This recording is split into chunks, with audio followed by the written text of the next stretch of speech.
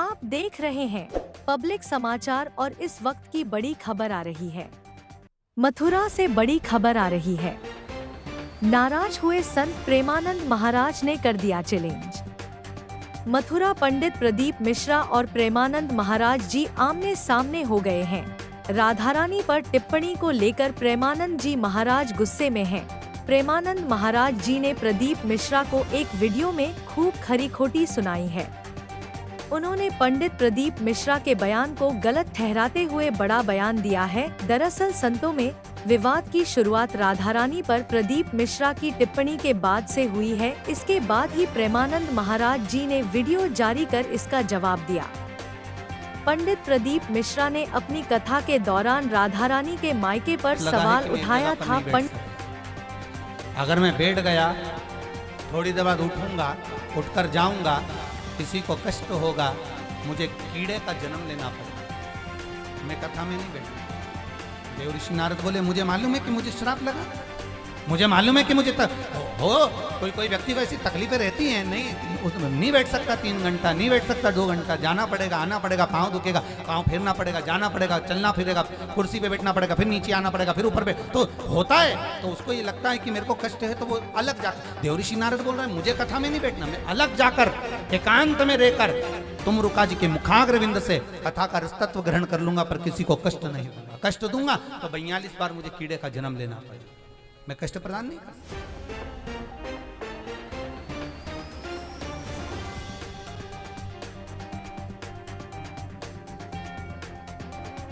शरीर के द्वारा। क्लिप दिखाई गई किसी भागवत प्रवक्ता की, वो लाडली जी के विषय में बोल रहा है कि राधा ऐसा, राधा ऐसा। 4 श्लोक पढ़ लिए, भागवत प्रवक्ता बन गए। कभी बैठे हो संतों के चरणों में?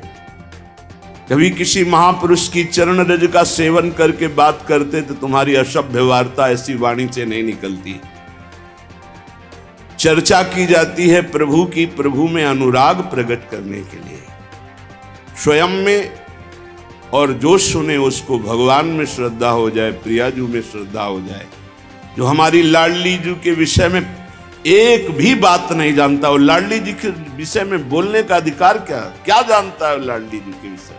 श्री जी, अरे हम जीते हैं उन्हीं से, हम उन्हीं में रहते हैं, वो हम में रहती है। अगर तुम्हें जानकारी करनी कि श्री जी क्या है, तो हमारी आंखों में आंख मिलाकर देख श्री जी क्या है, फिर तुझे पता चलेगा। यत् पादाम्बुरुहे रेणुकनिका मूर्धना निधातुम नहीं प्रापुर ब्रह्म शिवादयो प्रधिकृतिम गोपेक भावाश्रया सापी प्रेम सुधा रसाम्बुधि निधि राधापि साधारणी। वो हद करके बोल रहा है श्री जी के लिए, वो श्री कृष्ण की नहीं। अरे प्रीति मूर्तिमती रस सिंधु सार संपदि विमला वैदक दीनाम हृदय काचन वृंदावनाधिकारिणी जयति। तो तुझे नर्क से कोई नहीं बचा सकता। 4 लोगों को रिझाकर भागवताचार्य बन करके तू प्रभु के प्रति बोले। एक बोला था द्वारिकाधीश के प्रति।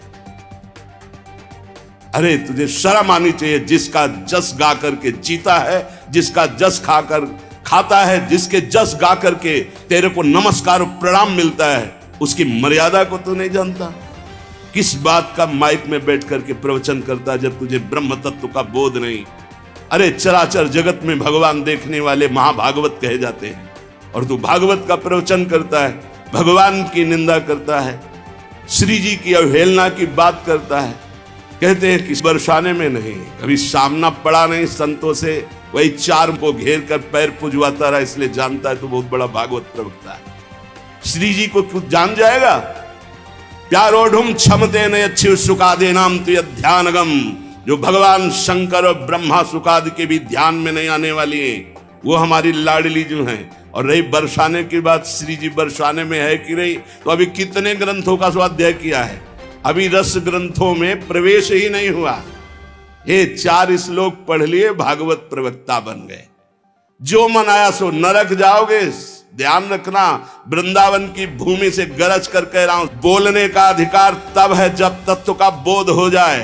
बोलने का अधिकार है दैन्य होकर अपने इष्ट की यश गाथा गाओ, जिससे आस्तिकता बढ़े, नास्तिकता नहीं। बोधयंता परस्परम, परस्पर भगवत चर्चा की जाती है श्रद्धा और विश्वास पुष्टि के लिए। अपने को बड़ा तो ज्ञानी समझता है, लाडली जी के विषय में रस ग्रंथों में प्रवेश नहीं है।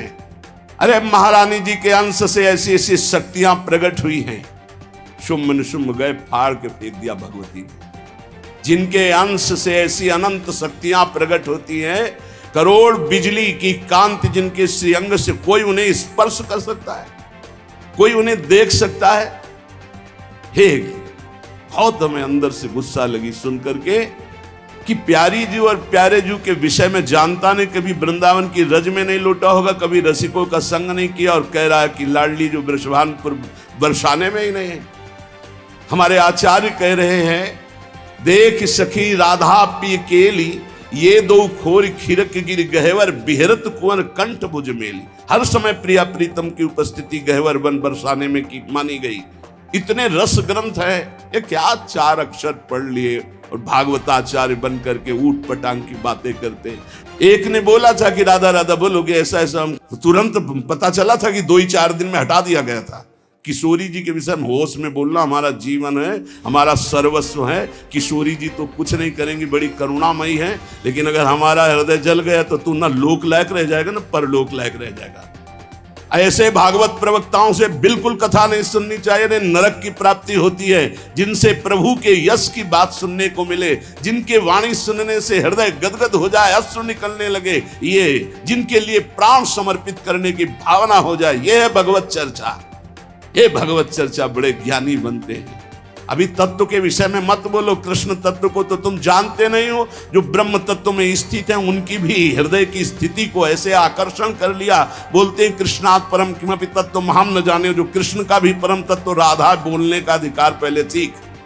पहले रसिकों की चरणामृत पियो, चरण रज लगा उनकी जूठन खा, तब तेरे में सामर्थ्य आएगी राधा बोलने की। भोली भाली किशोरी को ऐसा मत समझ लेना, उनके जन ऐसे हैं कि तुम्हारे सर्वनाश करने में बिल्कुल समर्थ हैं। एक संकल्प में न तो लोक लायक रह जाएगा न परलोक लायक रह जाएगा, पक्का। ये हम वृंदावन से गर्जना करें, महारानी जी के विषय में बोला तो न लोक लायक, देख लेना, सभा में कह रहा हूं, देख लेना, न लोक लायक रह जाएगा न परलोक लायक रह जाएगा। जो श्री जी के विषय, श्री जी को क्या जानते हो? हमारी स्वामिनी है, हम उन्हीं से जीते हैं, उन्हीं में वास करते हैं, हम में रहती हैं, हम उनमें रहते हैं। क्या समझते हो तुम? श्री जी के विषय में बोलने के लिए बहुत होश से बोलना। जहां श्री कृष्ण महावर रचते हैं वो हमारी श्री जी हैं। अभी तुम किस राधा के